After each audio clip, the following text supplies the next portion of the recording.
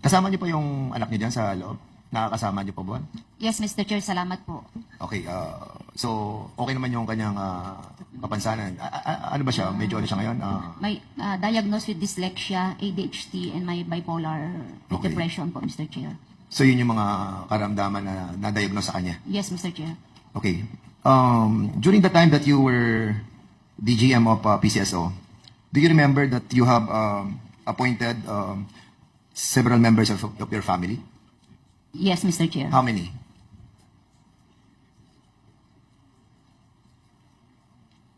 Seven, 8, 9, or 10?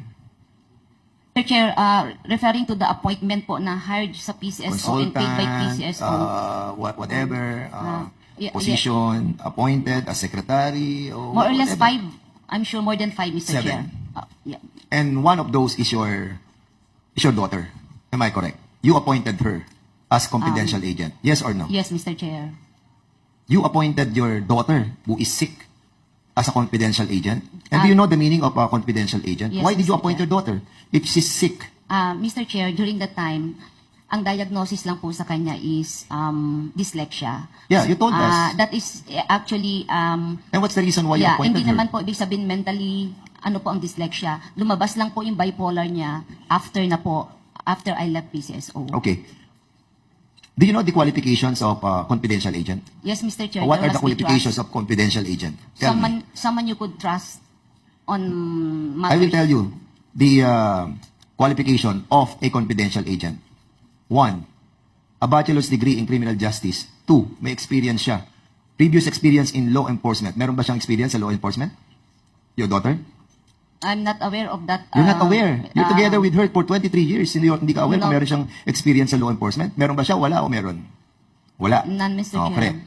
Anong skill niya? Yung analytical skill niya. Ability to analyze information in order to be a confidential agent. She's very competent in report writing, Mr. Chair, in editing communications. Generate. Sige. Okay. So, basically, she's sick, but you appointed her as a confidential agent. Mr. Chair, if I may. Yeah, go ahead. Dyslexia is not a disease. It is a learning disorder, but she was able to overcome it, Mr. Chair, and continues po in therapy niya during that time. She's very brilliant in communication. In fact, she writes articles in their school po siyang gumagawa during that time nang nasa high school po siya, Mr. Chair. Pero may experience ba siya bilang law enforcement as confidential I agent? don't feel naman po na Those are the qualifications that are written for the confidential agent.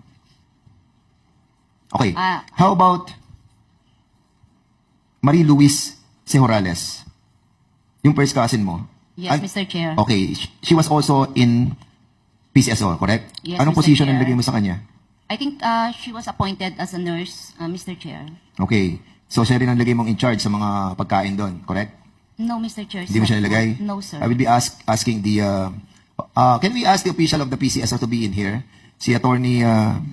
yes, also si AGM Gabuyo, si attorney Insyong, yung HR manager natin, si attorney Paquera, and all other PCSO official who are invited. Si Doris Garma, yung sister-in-law mo, ano naging position niya doon sa yung asawa ni Chuck Garma? Ano naging position niya sa PCSO?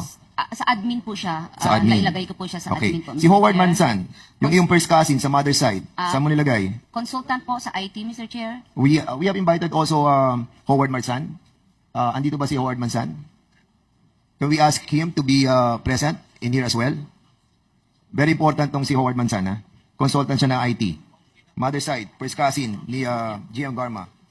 And si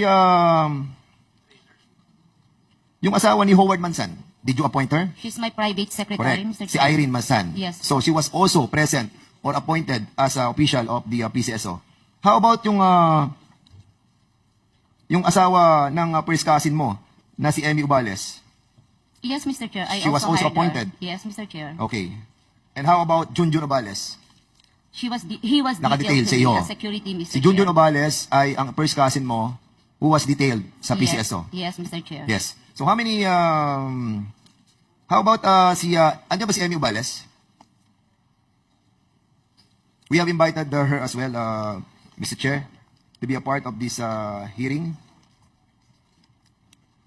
Andyan ba?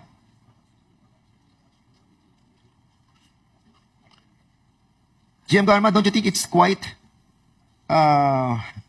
unethical for a general manager to put all mga cousins, daughter, in-laws Mr. as Chair. part of your circle in the PCSO? Mr. Chair, the positions that were given to them, ang requirement lang po is trust and confidence, Mr. Chair. Just like Okay. anybody in appointed, Mr. Chair. How about si Igel? Did you appoint him as Igel? legal researcher? Awakay? Argel. Siya namamahala There ng... was we posted the vacancy, Mr. Chair. I think she applied and she was qualified as a researcher, Mr. Chair. She was hired. Okay, After HR. Gusto ko lang malaman sa HR. Si Cynthia Kiboloy Regudo. Ma'am. Can you kindly sit here?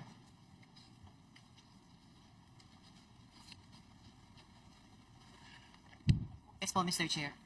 Siya ba na-appoint si Igel Awakay? Siya nag-handle ng STL Core Group, correct? Mr. Chair, Igelet Awakay was appointed Technical Assistant A. Technical assistant. Yes po, sir.